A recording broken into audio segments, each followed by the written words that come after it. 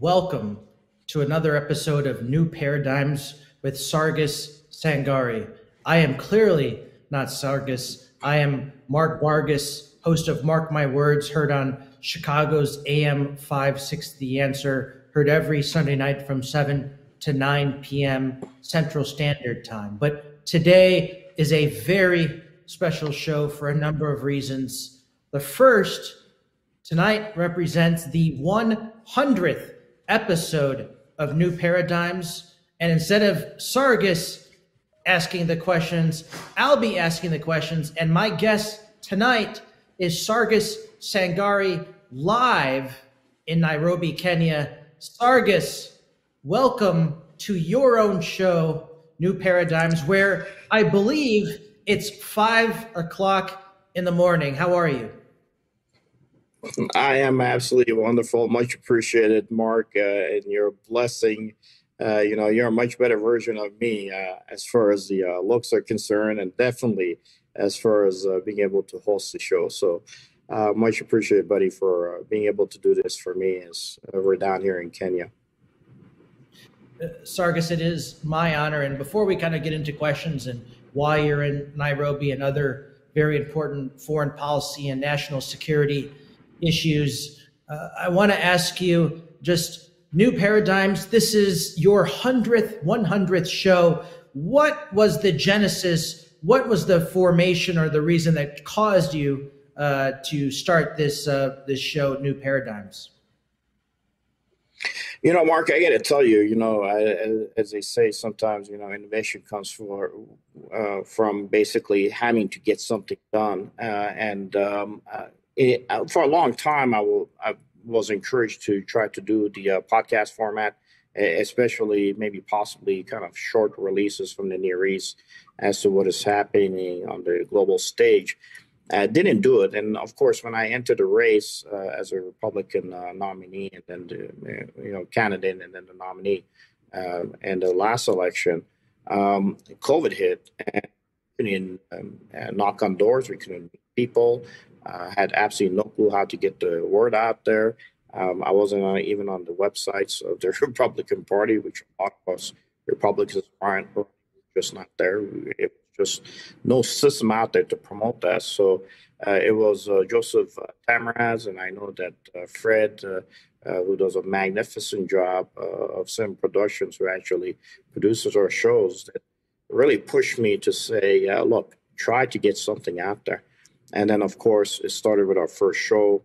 And I made the decision then, initially it was part of the Near East Sangari platform, to start bringing in other candidates that were in the Republican Party because I realized that they're having problems. So I said, you know what, let me solve their issue too. And on a weekly basis, I just started bringing all other candidates in, doing interviews. And of course, after we finished with the election, it was a matter of just moving the format to the Near East and having discussions on political issues. New Paradigms, I think it was really a focus of looking at things from a different perspective. We've had, Sheriff Clark, a lot of major experts when it comes to foreign policy, foreign experts coming on the show. So I've been blessed, former ambassadors. So I've been very much blessed to have had this opportunity, and it all came because of the fact that we just needed to get something done once COVID hit us. But it's become an amazing resource, Sargis, and the diverse group of individuals that you interview, their diverse areas of expertise, I think has really made this a very rich show in terms of information. And so I want to thank you for the opportunity not only to serve as a guest, but also as a guest host. Sargis, I have to ask you, of 100 shows, and that's a lot of shows, that's a lot of content. I have a 2-hour radio show, and it's a lot of work on Sunday evening, Sunday afternoon, and Sunday evening. On Monday morning, I feel like I was hit by a freight train because it is exhausting. And so congratulations on hosting 100 shows and producing very rich content for your audience. But looking back, what is your favorite show of the 100 so far? I have to tell you, my favorite show is the one that you actually interviewed me and my wife and kids. And I was floored as to how my kids actually presented themselves on the show. Look, parents know their kids better than anybody else. But, I really had to take a double take and go, are these my kids? They did an absolute wonderful, job answering your questions. But really, it's really the host. I think, as you said, you got to work really hard. I do once a week show, and I mean, just the preparation is hard. And I can tell you on the other end, poor Fred, when I dropped stuff in his lap last second, he just absolutely drive him nuts. I'm shocked that he's been able to really deal with me, as we develop this content. And this is not easy stuff. I got to tell you, Mark, if people go back and listen to what we say, in every sentence there's like strategic policy.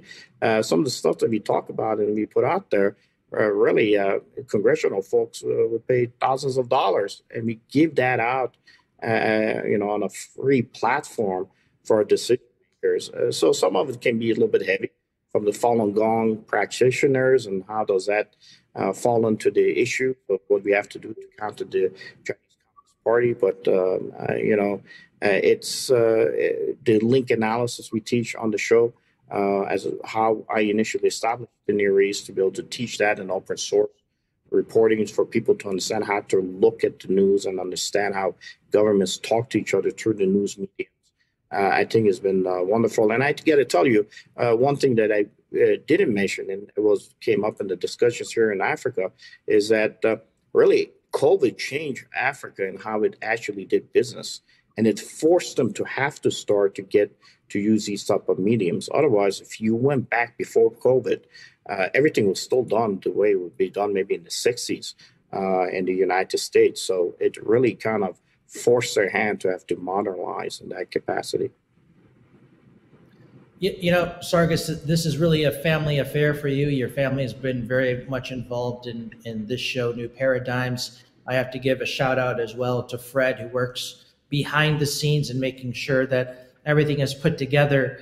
But full disclosure and insight from the inside, Sargis, I think my dog is on Kenya time and thinks that it's 5 a.m. because my dog sleeps all day long. And if you hear a noise in the background, my sincere apologies. But now my dog thinks that it's playtime when I'm here hosting your show. So my sincere apologies. She usually is asleep. No apologies on this one. I've done interviews with folks going through car washes on the southern border, and I've done interviews with roosters crowing in the back. So live shows are live shows. That's the way it works. So Kenya, Nairobi, Kenya. Tell us, Sargis, what brings you to Nairobi?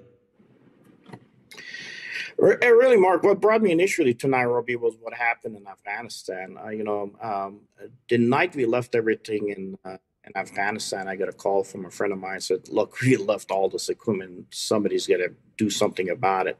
It was next day or the day after, really. I flew out to D.C. and met with at least congressional staffers and said, look, we got to do something. We can't just leave the stuff there. It's not going to work well for us.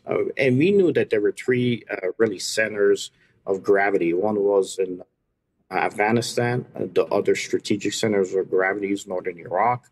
And then also where we saw South Sudan, really, where the Christians of South Sudan.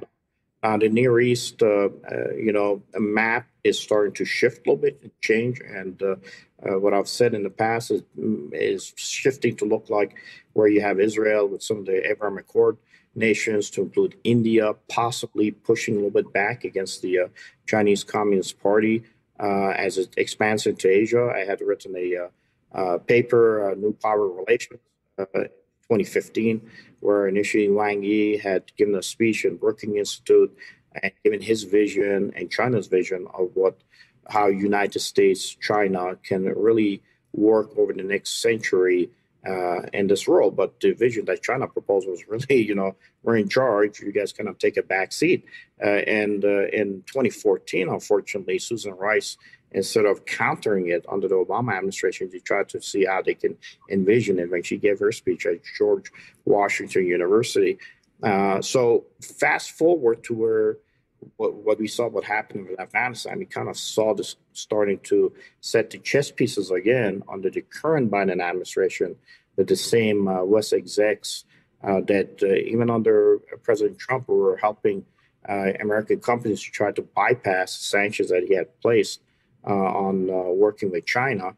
And they're actually in the administration giving advice under the current Biden administration, and they were holding key positions within the administration. And for me, I knew Afghanistan we were having problems in Iraq, because in northern Iraq, the Chinese were teaching Mandarin Chinese to the Kurds, or our allies there, trying to expand their footprint. Iranians had a major influence, and just 3 days ago or so, or I would say last week, much more, I think it was a time frame, they just passed a law in Iraq basically saying through the parliament that is seating now that if you have any connections to Israel, you could literally be put to death if they saw that it was a violation of Iraqi national security. So I knew if you lost there, the only other place you got for future tech capability is not South Sudan, but the Belgium Congo. And the Belgium Congo, there's so many resources there, Mark, that you could literally buy the entire state of Israel with it. So when I saw that it's starting to shape off to be maybe possibly to what Mangi had initially proposed in 2012, and again, we're back after President Trump trying to execute that plan under the new Biden administration, I realized that this is where the fight was going to happen, with even ISIS floating in here. So when I came down here in October, and part of what we did was approached by Volgai Deng, who's wanted to be a candidate for South Sudan, and we gave him a try. We brought him down here and looked at what the possibility of getting warring factions in South Sudan back together again, because on the current president here, they're really not having an opportunity to get anywhere. He kills his own people. He's very corrupt. We put a lot of their folks on the sanctions. And of course, while I brought him here, we did the assessment. That's when we also had the issue with the Sudan coup that took place. And where are we today? We are where I initially thought with the Ukraine war taking place, that the chess pieces are starting to move, because that plan said the United States would have to retreat within those borders. Either the EU or Russia would control Europe, and China would have a huge widespread control of Asia. But the resources of Africa would be what they would bid for, to fight for. And right now, everybody's sniffing in on trying to see how they could get into the Belgium Congo, and the best way to do it is come through the East African nations here. I was on an interview after I came back from Korea on December 9th of 2019, where we knew something was coming out, or December 7th, I should say, Pearl Harbor Day, where something was coming out of China, on an interview with my friend Michael Yon, where actually this discussion was that, you're going to see a major plague, which is going to lead to a major war and a major famine. And that's on the record in 2020. And fast forward, everything's executing just like we had initially talked about because of the pattern set. So coming back here again for the second time in Kenya, it was to try to see what we can do to help our partners, not just in this case the Kenyans, expand their capability and their GDP, because my company works on three lines of effort: governance, security, and development. But also at the same time, try to see how we can possibly help the South Sudanese, because ever since I brought Volgai Deng here, the different coalitions that were against each other united under the declaration of intent of where we want to focus them on. And my job for the second time coming back here was to bring him back and others to be able to possibly work within the congressional channels in mid-June to see what we can do to possibly get to a election in early time in South Sudan. Keep in mind, while I'm here, we realize that the Egyptian forces actually moved into South Sudan. So the maturation of a possible, much more broader conflict here has established itself. And Mark, look, all I could do is I collect information, intelligence, and we bring it back and we brief the advisors. If the advisors don't do anything about it, and the congressional folks and people at the table that make those decisions, there's not much we have at our ability. That's why one of the reasons I decided to run in 2020 was to get to the table to make those decisions, lay those laws that would be able to help our strategic footprint in the long run for the U.S. In case you're tuning in, this is the 100th episode of New Paradigms with Sargis Sangari. I am not Sargis. In fact, I am in a special episode interviewing Sargis. I am Mark Vargas, host of Mark My Words here on AM560 The Answer in Chicago. And Sargis is joining us live in Nairobi, Kenya. Sargis, you were there for a very special event as a special VIP. Can you tell us about this event? No, it was came in a short period of time last time, and was able to establish a network here to get some of our work done. So it was really a pleasure for me and an honor to have received an invite to attend the NEC-SE political party manifesto read, which was actually their coming out to where you actually lay out the political party platforms. It took place in Nyayo National Stadium here in Nairobi, Kenya. The presidential elections, as you hear it in the background with the video in Kenya, as you know, are going to take place over the next 62 days, or because you guys are on the other end of the pond, 63 days from today, which sets the elections for the 9th of August. In this case, His Excellency was also the Prime Minister of Kenya from 2008 to 2013. Raila Amolo Odinga has already received the endorsements of 45 out of the 47 county governors in Kenya. And Odinga is the presidential candidate for the ODM under the Azimio coalition. Their actual catchphrase is "Yes, we can" again, because there's been reports in the past, not even verified by the Obama side, that he's, a relative, a cousin from the mother's side to President Obama. And when he was actually in April, he had come to the United States. I was supposed to meet him and the ambassadors to brief them and talk to them. He actually had scheduled to meet with Obama and have dinner with him while he was there. It should be noted that the current candidate, really in 1982, was placed under house arrest for 7 months and severely beaten here in Kenya because he was suspected to be collaborating with plotters of a failed coup at that time attempt in 1982 that was against, at that time, the president, some would say dictator, Daniel Arap Moi. He was later charged with treason and actually was detained without a trial for 6 years. A side note for our viewers out there, that when Moi was arrested, a dear friend of mine and my partner here in Kenya is actually one of the two Air Force soldiers who actually put their hands on him and arrested him initially when the coup began here.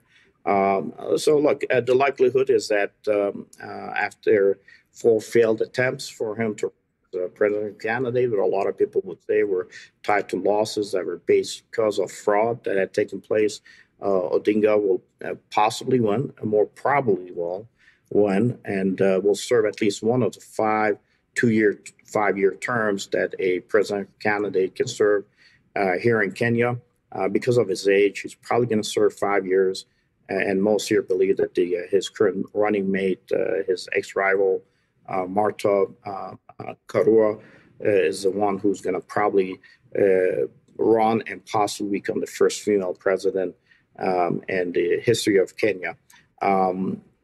Unless, some would argue, I would say, I guess, Queen Elizabeth had been the first female head of state in Kenya when Kenya was under the British monarchy. And for those who saw Queen Elizabeth celebrating her 70th Jubilee,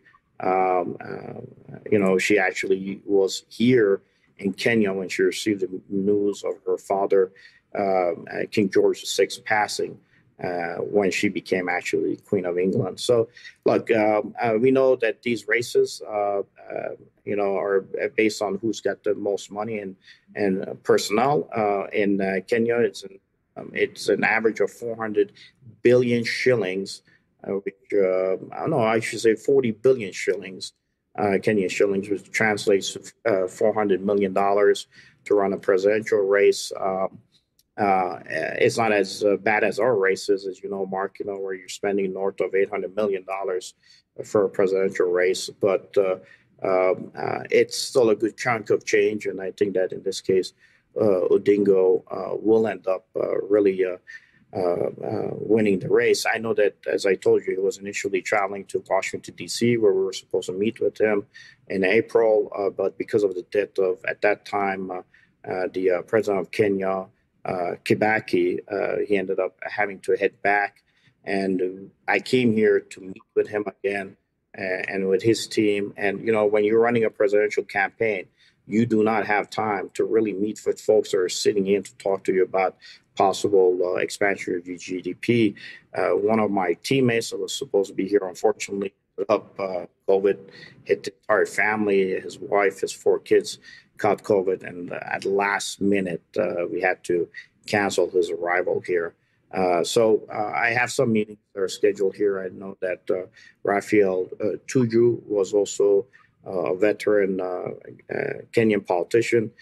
He was a renowned media personality. He's been one of the pictures that Fred has put up. He joined politics. He was a good friend of Kibaki. And then he's also right now supporting the ODM party with Odinga, and he is currently the serving as the general secretary for the ruling Jubilee Party. And we've had many opportunities here to be able to discuss what we can do to help Kenya, to be able to help South Sudan, to help United States at a strategic level. Yeah, Sargis, I couldn't help but notice that in some of these videos and in these photos that fortunately nobody is wearing a mask. And so I wanted to ask you, since you're there on the ground in Nairobi, what impact has COVID had in Nairobi and on the Nairobi and on their in regards to their economy? Well, it had a big impact. I mean, it allowed China to filter in here. It really, like I told you, it advanced their ability from how their bureaucracies used to function going back in the 60s, which was just based on paperwork. However, with that said, I will tell you that the famine has really hurt. Unfortunately, a lot of the Western nations were using the vaccine as a means of trying to get trade benefits for themselves. So really, a lot of the what was initially promised in vaccines really never made it to Africa in the time allotted. I remember when Vice President, the current Vice President, was going to Vietnam. They had made they had made a promise that they were going to deliver vaccines to the Vietnamese. I remember there was a short delay to her flight because of a possibly sickness. That wasn't because she was sick. It was because they hadn't delivered the vaccines in time. And as soon as the Chinese figured out that, there's a delay in the vaccines, they came in with their vaccines and actually gave a much cheaper price for those vaccines and a much more quantity to the Vietnamese. So it's been used as a weapon to be able to get different nations their footprint within East Africa. East Africa right now is suffering really. I mean, its economy is growing. It is among the fastest growing economies here worldwide, and is increasingly being integrated now into the various different um, um, joint economies of the world. This is where you can have China, Russia, and U.S. fight. I mean, in the areas that when I was here last time, when the Russian Wagner Group moved into Mali, the French left, and we knew it was going to be a problem. And all the nations that did not vote to hold Russia responsible for the invasion of Ukraine and Africa are where you had the Wagner Group operating. So this is a competing area for future tech and technologies and resources. And even, like I said, when the Egyptians have now moved into South Sudan with their military force structures to support security there, if the Egyptians are there, that means the Israelis are there. And Israelis have a significant interest in making sure that both Egypt, Sudan, and South Sudan are secured to a point because of the fact that even the weapon systems that we use in Gaza, the most recent fighting in Gaza, really were Chinese design weapons that came through this area where you have Kenya, which has Ethiopia in the north, taking place in a famine. You have Somalia, major famine there. We're looking at least easily 20 million people losing their lives. And then you have the network that is moving through with all the supplies of weapons and equipment through Kenya, which has the largest number of refugee camps of South Sudanese Christians here. And when the World Food Program had to pull out of here last year to concentrate on Afghanistan, we realized there's a disaster brewing. So I know I kind of talked a little bit more on the regional issues. I apologize. I know that you asked that question specifically on the vaccine, but I just wanted to let you know how the resources and even the vaccines have been used to play politics here more and be able to help people. You bring up an excellent point, because actually on Netflix right now I'm rewatching The Crown, and I actually just finished a couple of days ago the episode where, in fact, Princess Elizabeth was in Nairobi, and she learned that her father, King George, had passed away, and she immediately departed where her life would change and she would become queen. And so it's very interesting that you mentioned that, because Kenya does have a unique place in world history because of that moment and Princess Elizabeth there in Nairobi. Sargis, I have to ask you, because I'm always fascinated in other countries. For example, China, you cannot use Google, you cannot use Gmail in China as an example. But how do Kenyans get their news and information? Well, that is a good way for the U.S. because look, I know we have different TV networks, but the CNN is everywhere here. And you could get it on the various different platforms that are used by the Kenyans to really receive the news as to what's happening in the United States. Unfortunately, you don't have a competitor against them. You may have MSNBC here that you'll see on some platforms, but there's no conservative viewpoint like Fox News here. If you want to get it, you have to actually pay a higher cost for packages to be able to get it. And that doesn't mean that you're going to get it either in those packages. So there's absolutely no counter to what CNN broadcasting is here. And then even I-24, which was French news, was here. And recently they just got kicked out because Press News took over. And Press News is actually being fed, it's the Iranian news that's being broadcast out of Iran. So if you're wanting to learn anything about the United States, most people here in Kenya and meetings I've had, a lot of them have had a very bad viewpoint of the previous POTUS, President Trump, because I guess who's giving him the information from the, about American side? It's CNN, MSNBCs, you have Press TV. So who you would qualify, and a friend of mine is a conservative, almost a Republican type of a conservative, Trump-like conservative here in Africa. He said, we're small in numbers, and really the platforms that we try to get our news are not there. So if you want to, and this is a problem we ran into, because I saw this even in Thailand, which is a major ally for America.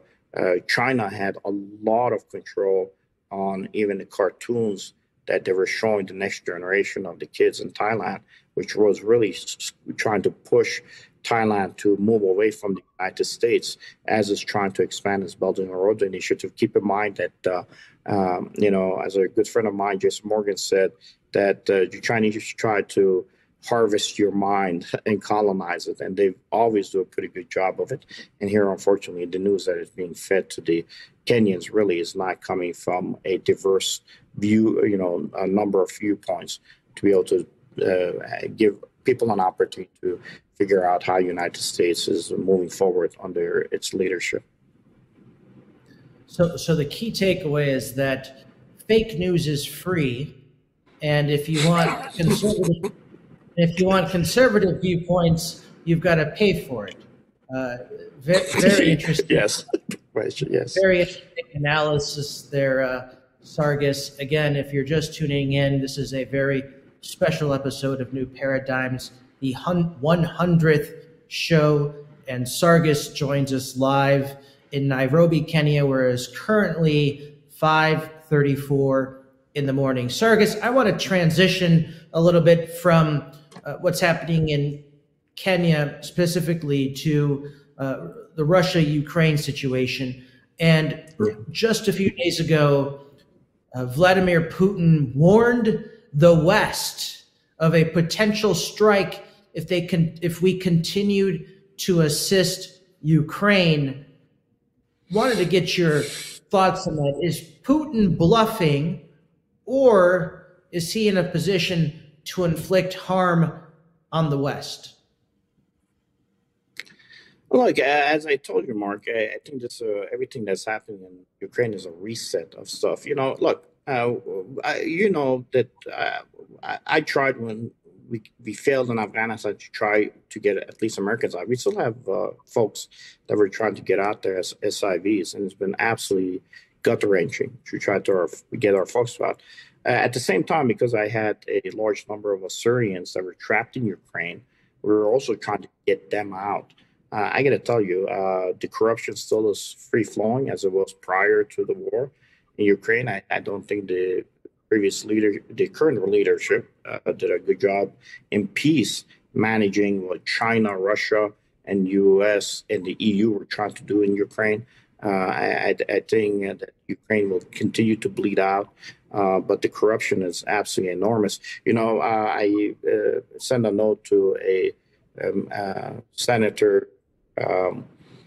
senator's staff because when we met with them, told them, look, the problem we're having in Ukraine, because I know how they're some of this work their Ministry of Defense is that we passing bills to the tune of 40 billion. I don't know, maybe there's going to be another package. I don't know when any of those packages are going to end.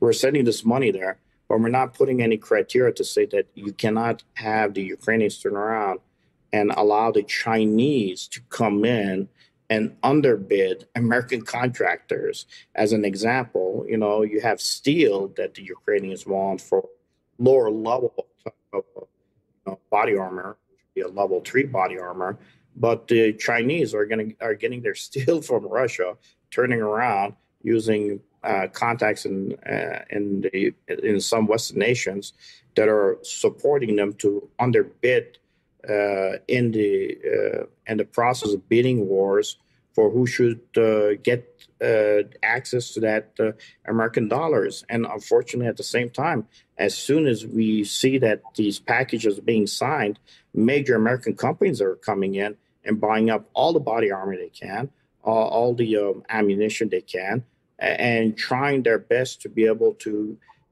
control the market so that they could go in and be the sole source to the Ukrainian government as the Ukrainians are trying to buy these bullets. And the Ukrainians are going through it like there's no tomorrow. I mean, they're literally shooting up the rounds as fast as they get in.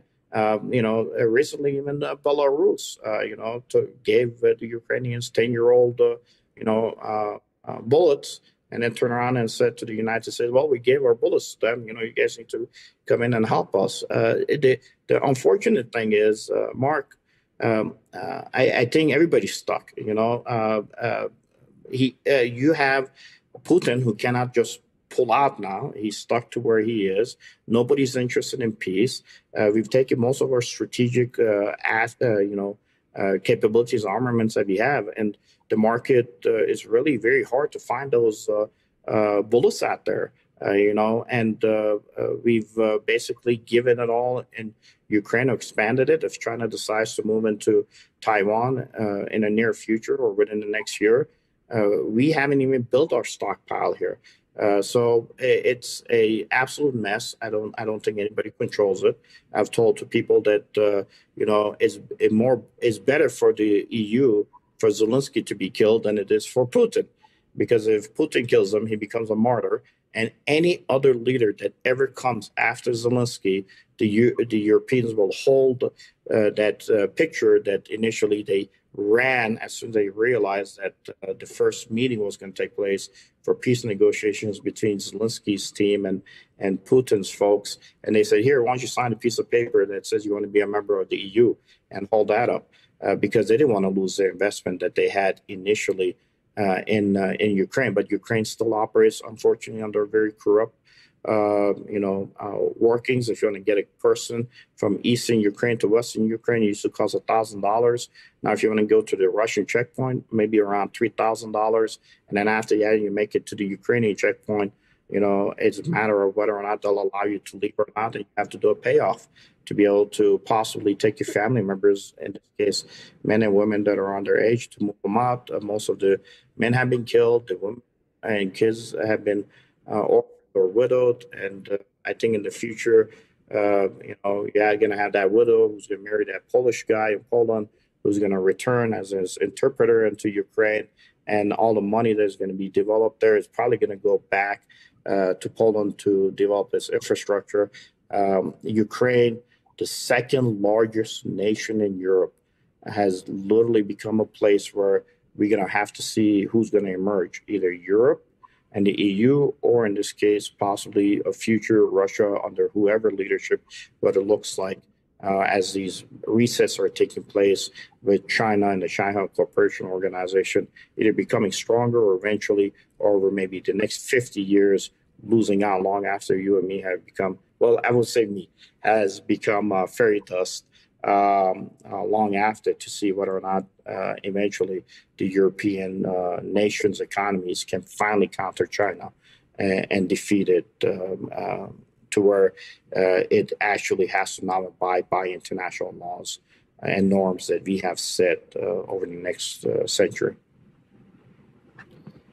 One more question on this topic before I transition to North Korea quickly before we wrap up our show. And boy, time does move fast. But Sargis, imagine you're Joe Biden, but you don't have to wear the diapers and you don't have to drink the Ensure nutrition shakes. What's happening in Ukraine? You're the president of the United States. What do you do right now? It's June 6th, the 6th of June, 2022. You're POTUS. What do you do with the situation in Ukraine? You have to give it opportunity. I know people are not going to like it, even with the war crimes that are committed, but you have to give an opportunity for at least Putin to be able to have a possible political win for his people out of this war. And I think you could go through previous have been made. Look, I think that the Donbass area is, I don't see it going back to the Ukrainians. Look, Ukrainians will have tactical, operational, and strategic ones. But are they going to be able to have a geostrategic plan in Europe? Ukraine doesn't control its future, even if it was at the operational, tactical, strategic level. The geostrategic victory has to come either for the Europeans or the Russians. If I was Biden, I would give an opportunity for the Ukrainians and the Russians to be able to get to a point where they can at least be able to go back to the previous agreements that have been there on the books that allowed a possible votes in the East. And of course, you're probably losing Crimea anyway. It was mostly Russian. To give an opportunity for maybe Putin to survive in the region. Look, Putin used to push back against China, even though he worked with China on the SCO. I know people are not going to like what I say, and I don't know if we even dare now with all the killings and the destructions and everything that has happened in the region. And the problem is everybody's in it right now making money in Ukraine, human trafficking, weapon sales. I mean, anything you can find, you can make money in Ukraine. And I think Joe Biden needs to come in and cut off the possibility of that. Unfortunately, I don't think the West execs are going to allow them because it's still, again, meeting the plan of what I told you was a redesign the nation Wang Yi had proposed and what we had agreed with under the Obama administration to possibly allow Ukraine to bleed out, to have possibly a geostrategic victory for the Europeans against Russia. And, when the Russians say that we are not going to allow that to happen and that we are going to use weapon systems in their doctrine at the tactical level, it's insane, Mark, that there's people in the West that are saying if a tactical nuke is used in Ukraine, it's okay, they could deal with it. There's a ballistic nuclear weapon capabilities that they're worried about. We cannot allow this war to continue as is, and we have to let the Ukrainians know that you're not winning anything here at the geostrategic level. If anything, you're bleeding out for others to win a geostrategic victory for themselves. Ukrainians have to pay out of the nose after the war for every dollar of every weapon system that was given to them. They're never going to be able to survive.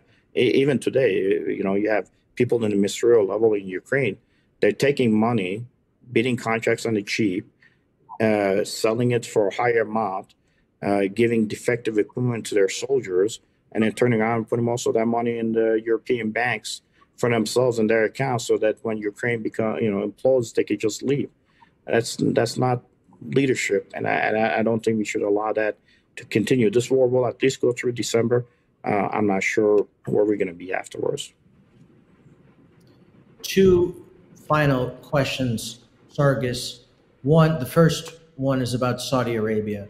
We know that the Kingdom of Saudi Arabia abruptly ended a U.S. military delegation that was in Saudi Arabia last summer. We know that meeting was quickly, abruptly ended. We know that Saudi Arabia canceled a meeting last fall with U.S. Defense Secretary Austin. We know that earlier this year in January or February, that U.S. Secretary of State Blinken, that his trip was canceled to Saudi Arabia. We know that now we've just learned in the last 48 hours that President Biden's trip to meet in Saudi Arabia has been postponed. My question to you is, given the history and this pattern, and that Saudi Arabia has been a strategic partner of the United States for over 80 years, will this meeting between the Crown Prince and President Biden, will this take place? And what is your thoughts on either the cancellation of these trips or the delay of these trips? I don't know what you can offer from the U.S. perspective to Saudi to allow that to happen. Look, we have cut off Russian oil. Russia is sending their oil to Iran. Iran is burning Russian oil and selling their oil on the market. Okay, I mean, that's not helping Saudi Arabia. I don't think Israel can trust the United States. I think they learned that lesson under Obama. And look, they need to do things for their security benefit. They cannot rely on, U.S. administrations that come in to say we're going to stand by you, and they're always under the gun. And I think with the Abraham Accord agreements, I think Saudi has realized that U.S. has made the decision to leave. But in that process, they've empowered Iran. Iraq, U.S. held territory, we say. But you have Russians now in northern Iraq. Iraqis can't even speak against issues of Ukraine. In Ukraine, there have been Iraqi students that were studying there, that some of them may still be in prison because of the fact that Iraq stands with Russia. You have the Chinese teaching Mandarin Chinese to the Kurds, and you have Iran's influence in Iraq, which is a reason why recently that law was passed that anyone who has a relationship with Israel basically could be put to death. So Saudi Arabia sees that U.S. is more interested in striking what I initially said was the first agreement that was with Iran, or more of an economic agreement with Iran, than it is willing to strike a long-term deal with Saudi Arabia. And that's just the way I think it's playing out at this time. Nobody knows what's going to happen in the future, because really it's hard to read this current administration. Biden says something, and then the West execs come out and correct them, and we don't know where we're going to be in the future, to be honest. And in the U.S., let alone whether or not U.S. can project in capability to really squeeze and even work with its partners in the Middle East region. I think U.S. foreign policy under this administration could be summed up in one word, and it's called instability. And we're seeing this in many parts of the world. My final question to you, Sargis, is related to North Korea. Little Rocket Man, as President Trump liked to refer to him. He's back at it in terms of launching missiles and having public displays of their military might and their military power. Do you think that North Korea we know that he's testing, Kim Jong-un is testing these missiles and these rockets, but do you think North Korea is now they are now another serious threat that we've got to keep an eye on?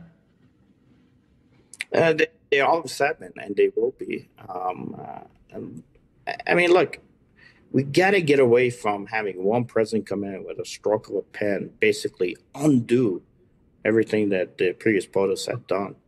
And, for God's sakes, even card-holding Democrats, card-carrying Democratic Party guys in the State Department were happy with the Abrams Accord, and we've screwed that pooch. And then you turn around and what was possibly a ability for us to even have influence on the borders of China, and we screwed that up. Of course, he's going to continue. He has no allies. It's a very simple formulation, Mark. The more friends you have, the less enemies you have. And we have decided that we rather have more enemies than friends within the region. Maybe things need to change. Maybe America needs to realize, even Zelensky himself said, UN systems are not working.